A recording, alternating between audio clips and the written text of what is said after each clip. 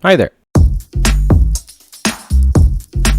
Today we're going to go through an extremely quick tutorial of OBS just to get you up and running doing some very basic things such as screen capture with mic, screen capture with mic and webcam, screen capture with computer audio. These are three super simple setups that I use often. For example, I'm using this one right now to just record the screen and my talking. Sometimes you want the camera on or not, and sometimes you just want to record the screen and the audio coming from the computer. So when you would first open up OBS, you wouldn't be seeing all this, of course. This would be black and these two would be empty. First thing to know is what they call scene collections.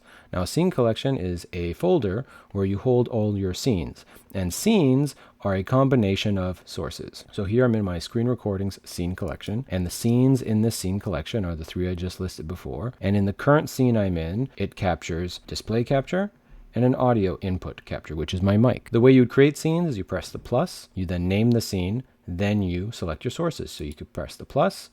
If you're looking to input a mic, it's an audio input. If you're looking to input the computer audio, it's an audio output capture. And then you just make sure to choose the same speaker source you'll be putting the audio through. To put the webcam, it's video capture device. And to capture the screen itself, it's a display capture. Of course, you have many more options. There's many more things you can do. For example, with the webcam, so here I am, hello, you can click it. And then by holding the Alt key, you can drag the boundaries. So you can move it around just by clicking and moving. Then clicking the Alt key and dragging a boundary. This is the max size. But say if you want to crop it, like I didn't want to be that big, I'll bring it in a little bit like this, and then I drag it to the corner, and then here I am. Goodbye. Back to just the screen and the mic. When you're done, you click stop recording, and if you want to see where your recordings are being held, you click show recording. So this has been a super quick tutorial to get you up and running, to do the very basic stuff, to be able to record videos.